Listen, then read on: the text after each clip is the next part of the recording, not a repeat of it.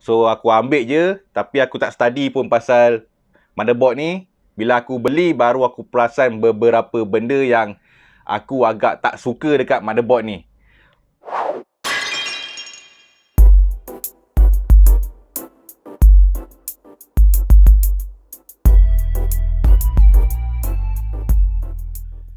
Assalamualaikum warahmatullahi taala wabarakatuh. Bertemu kita lagi di Slabag Channel. Okey, kali ni aku nak share kat korang pengalaman aku beli PC yang dah 10 tahun rasanya aku tak buat. So, tahun ni aku berjaya untuk membeli satu PC yang actually untuk aku buat konten jugalah. So, tak ada lah ambil masa yang lama sebab nak convert dia punya video tu. Bila dah siap editing nak convert kan. So, itu sebenarnya benda yang paling penting aku nak buat sebenarnya. Sebab tu aku beli PC. Sambil tu aku boleh buat konten gaming. Okey, kali ni aku nak share kat korang spek PC aku berserta tips macam mana bila korang nak beli PC dan apa yang korang perlu tahu bila korang nak beli PC. Jangan jadi macam aku, bila dah beli ada something yang aku tak puas hati. Bukan salah seller tapi salah akulah sebab tak tengok benda ni betul-betul dan sebenarnya beli baru nampak sebenarnya.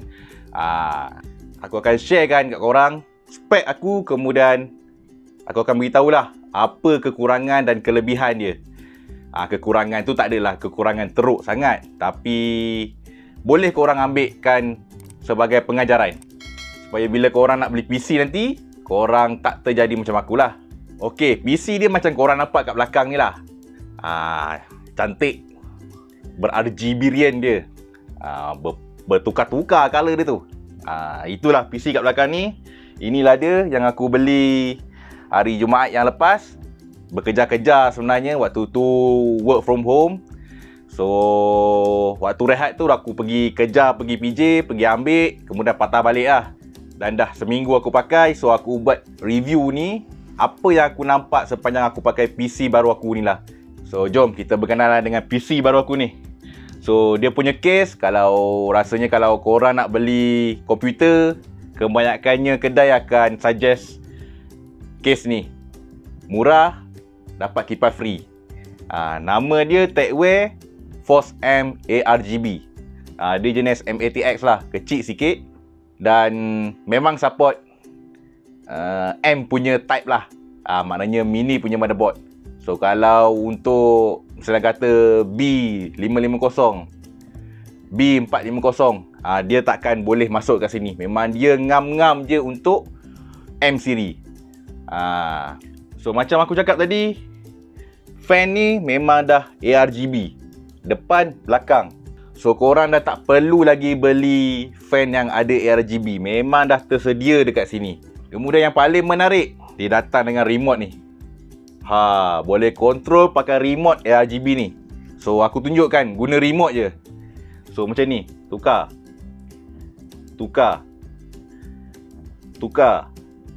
nampak? Kita tukar dengan menggunakan remote je.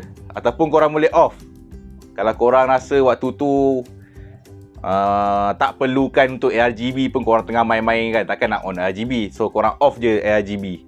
So dari segi airflow dia, aku rasa memang cantik gila. Sebab dekat depan ni dia jaring je. So udara directly masuk dekat dalam ni. So dekat atas ni pun dia ada sediakan ruang luar udara, ruang keluar dia lah udara. So kat sini korang boleh letak lagi fan kat sini. So aku tak ada fan kat sini. Sepatutnya aku beli AIO tapi aku tak ambil AIO sebab aku rasa tak perlu pun lagi, dan nanti aku akan beli jugalah AIO sebab dah terover budget lah kalau aku beli AIO. So dekat belakang ada satu fan, itu kira orang panggil kipas exhaust dia lah, untuk keluarkan angin dari dalam. Dari segi ruangan aku rasa case ni cukup-cukup makan je. Korang tak boleh nak letak lebih-lebih sangat, mewah-mewah sangat dekat dalam ni. Tapi yang bestnya dia support sampai 3 kipas punya GPU lah. So 3 kipas tu masih ada space lagi, tak touch pun dekat dengan korang punya fan depan tu. Tu bagusnya lah. So korang tak adalah nak kena beli yang besar sangat, tapi bagusnya korang beli besar sikit sebab Sebab bila korang letak motherboard, dia memang ngam-ngam gila sampai ke space untuk PSU dia. So untuk PCIe yang motherboard yang bawah sekali, dah rapat sangat dah dengan ruangan untuk PSU. So itu kekurangan dia lah. Dia punya ruangan untuk motherboard tu meninggi dia lah. Melebar dia cantik, meninggi dia tu agak ngam-ngam sangat lah. Tak ada space dah apabila korang pakai motherboard. Memang ngam-ngam cantik terletak macam tu je. Dan untuk ruangan atas ni, dia ada button power, button reset, kemudian ada 2 USB 3.0, kemudian ada audio jack dia lah. So itu untuk bahagian case dia. Aku tak nak lebih sangat, kan panjang sangat video aku. So untuk CPU pula aku pakai Ryzen 5 3600. Tak ada X ataupun apa-apa tambahan di belakang dia lah. So 3600 standard. Macam tu lah kiranya. So aku tak ada nak komen banyak sangat sebab aku rasa ini yang terbaik untuk CPU pertengahan punya lah. Bukan tahap bangsawan lah. Kalau bangsawan boleh lah pakai Ryzen 7 ke, nanti nak keluar 9, hantam lah. Tapi untuk pertengahan aku rasa 3600 ni dah cantik sangat. Kalau nak ada bajet, korang belilah 3600X kan. Ada extra sikit lah, ada boost. Ok, untuk motherboard aku pakai daripada Gigabyte B550M Aorus Elite. So ini disuggest oleh seller lah. So B550 memang aku nak. Kemudian jenis ni daripada model apa, brand apa, itu memang dah disediakan oleh seller. So aku ambil je, tapi aku tak study pun pasal motherboard ni. Bila aku beli baru aku perasan beberapa benda yang aku agak tak suka dekat motherboard ni. Okey, kita cerita dulu kelebihan dulu. So macam biasa, B550 memang akan support Gen 3 punya AMD Ryzen. So dia pun support banyak benda yang latest macam NVMe untuk PCIe 4 dia support. So sebab tu aku ambil B550 sebab boleh bertahan lama lagi lah. So maksudnya kalau aku tak tukar 2-3 tahun pun, motherboard ni still boleh pakai. Dan kemungkinan aku boleh pakai sampai ke 4-5 tahun. Ok, so apa yang aku tak suka pasal Aorus Elite ni, sebab dia B550M, so dia kecil sikit, itu tak apa. Tapi dia punya slot, dia punya susun atur slot dia tu agak tak menarik. Sebab bila aku masukkan aku punya GPU, bukan akulah, seller akulah yang masukkan. So kemudian aku nak masukkan aku punya SATA. Waktu tu lah aku recognize yang susun atur slot dia tak berapa ngam. So macam aku sekarang pakai GPU yang 3 kipas. So dia dah kacau bahagian SATA untuk hard disk. So aku nak masuk agak sukar, aku kena cabutkan dulu GPU, kemudian baru aku boleh pasang aku punya SATA. So itu masalah utama yang aku hadapi sekarang lah. Kemudian bila aku selidik-selidik, tengok-tengok lagi, bila aku dah masukkan GPU, semua slot PCIe yang balance tu, yang PCIe kecil, pendek punya dengan yang panjang punya, dah tak boleh pakai lah. Maknanya GPU aku dah pun mengganggu slot-slot ni. Disebabkan aku pakai M kecil, kemudian susun atur dia tak cantik, maka dia kacau keseluruhan slot-slot yang dah disediakan. Termasuk PCIe untuk NVMe. So dia ada 2 slot, satu slot tu memang duduk bawah GPU. Tapi disebabkan aku baru pakai satu slot je, satu slot tu memang dekat atas, tak kacau pun dengan GPU, so it's okay lah.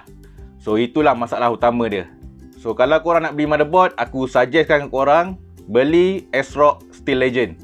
Sebab dia punya SATA, walaupun korang pakai GPU yang 3 kipas, dia punya SATA tu menghadap ke tepi, bukan ke depan lah.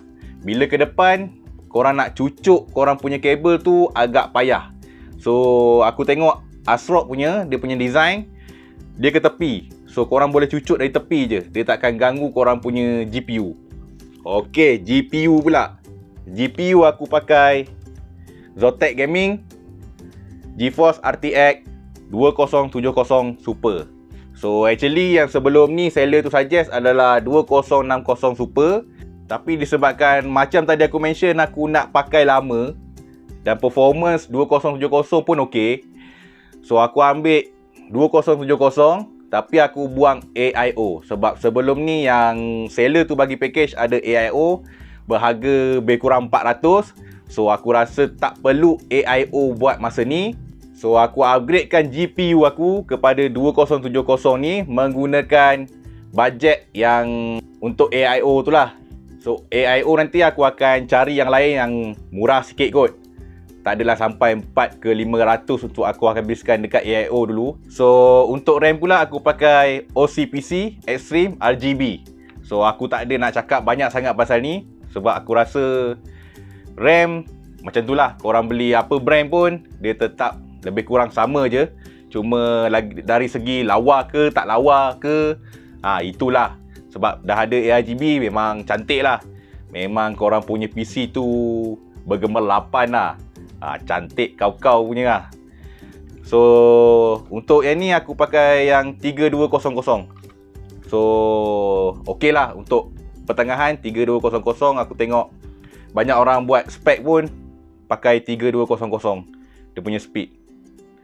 So itu untuk RAM tak banyak sangat. ARGB memang cun. Itu je kan. So untuk storage pula aku pakai daripada SPG ni, M2 punya version 512GB. Cukup untuk korang install game, kemudian korang punya OS, korang punya software editing ke. So memang laju gila. Bila aku on, keluar boot BIOS, kemudian terus buka screen, tak ada loading window langsung. Memang laju gila. Kalau korang nak pakai, korang pakailah M2 punya storage. Tapi sebenarnya pakai SATA pun dah okey. Yang banyak seller-seller suggest dekat dalam diorang punya package, diorang letak SSD biasa tu kan. Yang tu pun sebenarnya dah laju. Tapi yang ni super laju lah. M2 memang laju gila. Aku tekan je terus on. Best gila. Okey, untuk PSU pula, Power Supply Unit. So inilah dia, Corsair CV650. So ini pun aku tak banyak sangat nak cerita lah. So disebabkan dia PSU dan disuggestkan oleh seller, so aku terima seadanya. Dan yang okeynya adalah dia punya cabling tu dah siap dengan red dia. Dah memang korang tak payah beli sleeve cable untuk cantikkan korang punya ruangan dalam korang punya PC. So ini pun dah okey. Dia punya kabel tu semua color hitam. So dah cantik, dah kemas dah korang punya ruangan dalam. So itulah dia untuk CPU. Spek-spek yang aku pakai apa dia.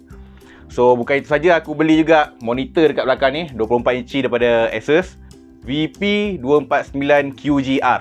Kalau tak silap aku lah, kalau betul aku sebut ni betul lah. Kalau tak betul aku tulis kat depan tu apa yang sebetulnya lah dia punya sebutan. So 24 inci dia IPS lah dan support 144Hz. So sebenarnya dia banyak juga button-button fungsi kat bawah ni. So nanti aku sharekan in detail. Itu review lain lah untuk monitor ni. So puas hati jugalah dengan bajet yang harga dia, kalau tak silap aku search kat Shopee 500 ke 600 macam tu lah harga dia dekat Shopee. So terbaik juga. Yang aku suka dekat monitor ni sebab dia ada 3 port. So dia ada HDMI, dia ada VGA, dia ada DP lah, display port. So disebabkan ada 3 tu aku sangat gembira. Sebab sebelum ni yang seller tu suggest adalah model lain, tapi dia ada satu port je tak silap, satu port HDMI dan satu VGA. So dia tak ada DP port. So yang ni ada DP port, nasib baiklah aku tak beli waktu tu. So bila keluar dia dah ada stok baru untuk monitor. So adalah monitor ni. So kenapa aku suka 3 port tu? Kalau misalnya kata HDMI korang rosak, korang boleh lagi pakai DP port. So tak adalah korang waktu tu terus kena beli monitor baru bila port korang dah rosak waktu tu. Maksudnya korang boleh swap korang punya port ke daripada HDMI ke DP. So kalau korang nak beli monitor, pastikan monitor korang tu ada lebih 2 port untuk backup korang. So pastikan ada HDMI dengan DP. VGA memang tolak tepi lah sebenarnya. Tak ada fungsi pun dah setakat ni. Takkan nak pakai VGA lagi, tahun bila punya tu sebenarnya. Okey, itu saja untuk kali ni. Aku share kat korang berapa tips dan spek yang aku beli PC baru-baru ni. Oh, lupa nak cakap, PC aku ni sekali dengan monitor ni, harga dia around 5k. So aku dah survey banyak-banyak tempat, kira dengan spek yang dia bagi ni, kira still okey lah. Tak ada lah yang mahal ataupun tak ada lah yang paling murah aku rasa. Sebab nak beli murah sangat aku takut sebenarnya scammer je. Bila tengok dia punya spek tu gempak gila tapi harga murah gila. Okey, itu saja untuk kali ni. Sebelum tu, seperti biasa, jangan lupa tekan button subscribe, tekan button loceng sebelah dia, tekan like, komen kalau korang nak tanya apa yang berkenaan dengan video ni. Okey, itu saja. Assalamualaikum warahmatullahi taala wabarakatuh.